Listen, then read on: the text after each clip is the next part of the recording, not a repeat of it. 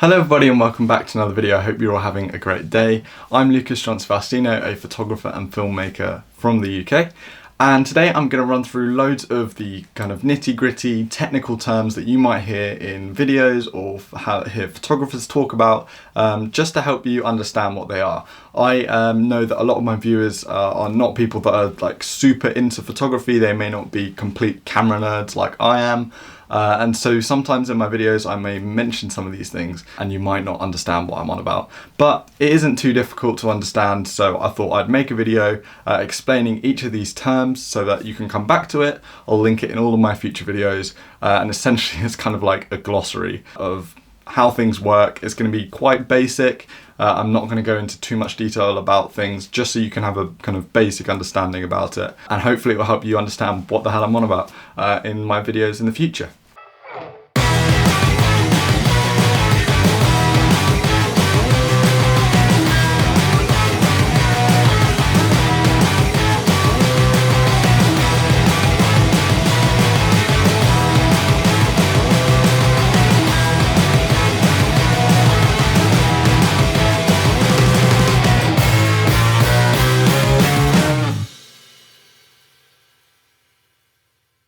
This video is specifically about photography key terms, but some of these will carry over to video side of things. I'm also going to leave the timestamps to each of the key terms down in the description, so feel free to jump around the video going to the specific terms that you might not know. The first three are going to be quite kind of linked together, and that's because they are kind of the core aspects of photography. These are the ones that are best to understand because they're the most frequently used. And we're going to kick that off with aperture. Aperture is in each lens that you can get, there is kind of what are called aperture blades, and they're just kind of these lots of different blades, and they make up like a hole. And this hole can be opened or closed, made bigger or smaller. That helps you let more or less light into the camera. So you may also hear aperture referred to as the f number or the f-stop. Basic understanding of it is that the f number with the smallest f number, so maybe like a 1.4 or something like that, means that the hole is bigger.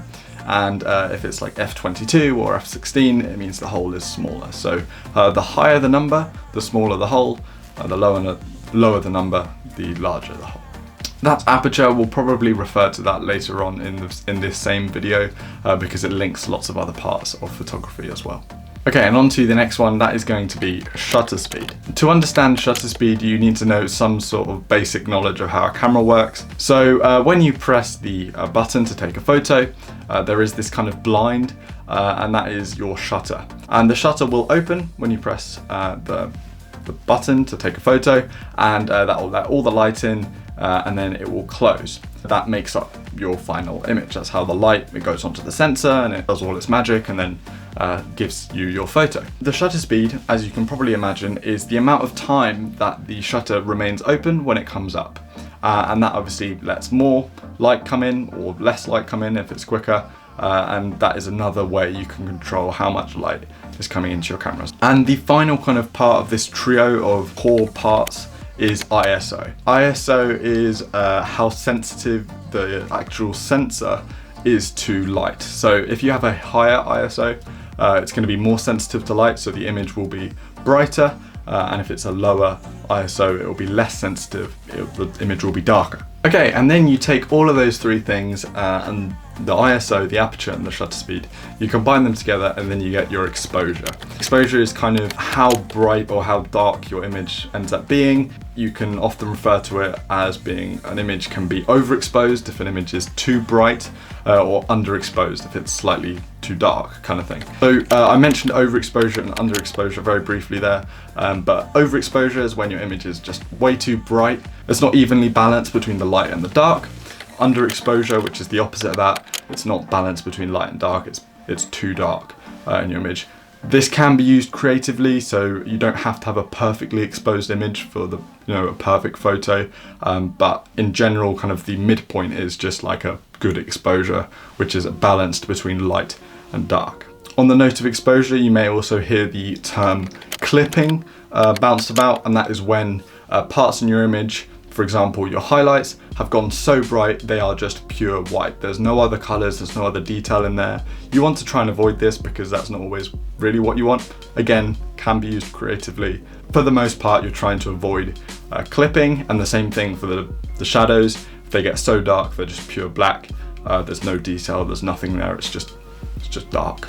Okay, so moving on. Next, we have focal length. This is one that you'll hear all the time, and it's referring to how zoomed in or how wide a lens is. Focal lengths range from basically around, I think the widest lens I've ever seen is like a 8mm lens, and then the longest they get super long, you know, to like 600mm, and it's measured in millimeters. I'm not exactly sure why or what that references to, but essentially you'll see on a lens it will say it's 35mm or it will say it's 85mm, and that is kind of showing you how wide the lens is. The smaller the number, the wider the lens is, and the higher the number, the more zoomed in the lens is. Talking about lenses, you'll often hear people mention two different kind of types of lenses. There is a prime lens and there is a zoom lens. Firstly, a prime lens is a lens that does not zoom in or out. It is at a fixed focal length. So for example, on that lens, it will just be 35mm, and you can't go any more zoomed in than that or less zoomed in than that, and that is just the focal length of that lens. Or you may hear someone talk about a zoom lens. As the name suggests, this is a lens that zooms in and out, and on those lenses you'll find that it says 24 to 70, and it will tell you the range that it has, and you'll find that on the lenses themselves. Okay, another term that you'll often hear thrown around because it's a setting that is very important, and that is white balance. White balance affects how warm or cool your image is. So kind of orangey is kind of warmer, and blue is obviously a colder image. And depending on the style or the look you want to go for, or the conditions and lighting in a space, you will change your white balance. Sometimes you'll need a warmer white balance, sometimes you'll need a cooler white balance. Okay, now a term that I've thrown around a lot and I use all the time is bracketing. Bracketing is a way of taking your photos so that when you press the shutter button, your camera will take 3 photos. I use exposure bracketing, which means that I take 3 photos at 3 different exposures. So when I press my shutter button, my camera does 3 photos, one slightly darker, one kind of neutral where I set the settings at, and then one slightly brighter. You may hear the term HDR thrown around a lot. It comes up on your iPhone, for example, because the iPhone takes HDR photos, and HDR stands for high dynamic range. A high dynamic range photo is essentially taking those bracketed photos that I spoke about earlier and combining them together so that you can have all the detail in your highlights and all the detail in your shadows in one photo, because sometimes on one singular exposure you can't always manage, depending on your camera, to get all the detail from your highlights and your shadows in one shot, but you can then combine them later on if you bracket your photos. And that is what your iPhone does to get those HDR photos. Let's talk about focus. This is another really key aspect to photography. Focus, as you can probably imagine, this is one that I think most people are familiar with. If something is in focus, it means it's sharp, it's clear, you can see it. And if it's out of focus, it means it's blurry, you can't quite see it. It doesn't look real. Like when we look at things, unless you're blind like me, things tend to be in focus, they're sharp when you look at them, but for example, if I took my glasses off, things would be out of focus because they're all blurry. And that's the same with your camera. There are 2 main ways of focusing on a camera. There is autofocus, meaning that the camera does the focusing for you. This is very useful for beginners, and autofocus systems have got so good nowadays that the majority of people tend to use autofocus for all of their work. But there is also another method, which is manual focus, which means that you use the focus ring on a lens to do the focusing of that lens, and you can spin that and it will adjust your focus. Okay, so let's talk about composition. You'll hear this one a lot because it is essentially how you frame up your photo. Your composition is what your photo looks like in the end. Composition is one of the most essential things to understand when you get into photography, and it is kind of how you take the photo, the angle you use. It's made up of, you know, so many different things: how low you are to the ground, how high up, what kind of focal length you're using, how close you are to something. It's made up of basically everything you can imagine when it comes to taking a photo. Speaking of composition, there is a compositional rule which is often taught in photography, and you may hear this a lot. It's called the rule of thirds. It's also applicable in many other things, not just photography, but a lot of other arts. The rule of thirds is essentially a rule that is often broken by many photographers, and that is absolutely fine. It is essentially breaking up your image into thirds in both vertical and horizontal directions, and then on those lines where you break up your image, you place your subject, because apparently it's more pleasing to the eye. Photographers sometimes use this, sometimes they don't. Like I said, it's kind of a creative tool, but to a lot of beginners, to get their composition to a kind of traditional level, that's kind of a good rule to follow. Go ahead and break it as many times as you like later on, but you'll often hear photographers talk about the rule of thirds. Okay, next up we have Lightroom and Photoshop. These are photo editing softwares. You've probably heard of Photoshop. I'd be very surprised if you hadn't, because it's way more popular than just in the photography world. But Lightroom is one that maybe people don't understand. If someone's like, oh, I'm going to take my photos into Lightroom, it's just the software that most photographers use to edit their photos. So if you ever hear that, that's probably someone going to edit their photo. Bit of a strange one, this one always confuses people when they hear it, but zebras, or zebras if you're in America.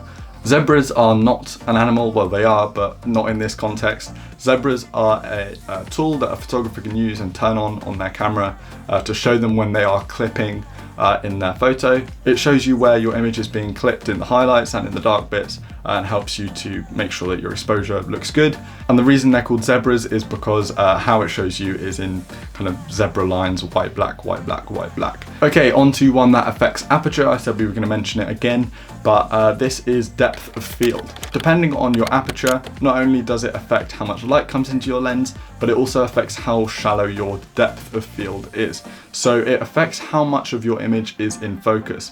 With a shallow depth of field, which is an aperture that is very wide, but a small number, area of focus is going to be very short in an image. So maybe my nose will be in focus, but my eyes might not be. Maybe my face will be in focus, but the area behind me isn't. So I'm shooting this on f1.4, so the background is blurry. It has a depth of field. And the opposite happens if you use a high aperture, means that I would be in focus and my background would be in focus as well.